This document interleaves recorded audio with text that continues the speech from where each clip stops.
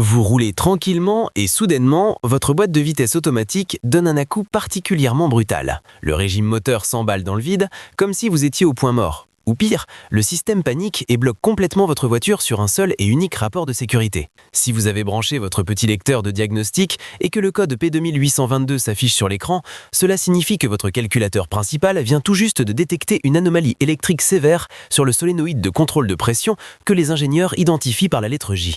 Pour vous imaginer un peu la chose et comprendre ce qui se passe sous vos pieds, imaginez votre transmission automatique comme un immense réseau de canaux hydrauliques très complexes où de l'huile spéciale circule sous très haute pression pour serrer des embrayages et passer les rapports avec une précision chirurgicale. Les fameux solénoïdes sont en réalité de tout petits robinets électromagnétiques intelligents qui s'ouvrent et se ferment à la vitesse de l'éclair pour diriger stratégiquement cette force hydraulique. Si le solénoïde J subit une coupure interne ou si son câblage externe lâche, la boîte perd totalement le contrôle de ses pressions internes, ce qui provoque inévitablement ces passages de vitesse totalement chaotiques et une usure prématurée de la mécanique. Avant de paniquer et d'écouter le premier garage qui vous proposera de remplacer la boîte de vitesse complète pour une petite fortune, penchez-vous sérieusement sur l'entretien de base de votre véhicule. Une huile de transmission totalement loire qui sent fortement le brûlé et qui est saturée de limaille de fer, associée à un filtre interne complètement bouché, peut très facilement paralyser ces petits composants électroniques ultra sensibles. Si l'entretien est à jour, glissez-vous sous le véhicule et inspectez minutieusement le gros faisceau électrique qui se branche sur le carter de la boîte. Les projections d'eau, le sel en hiver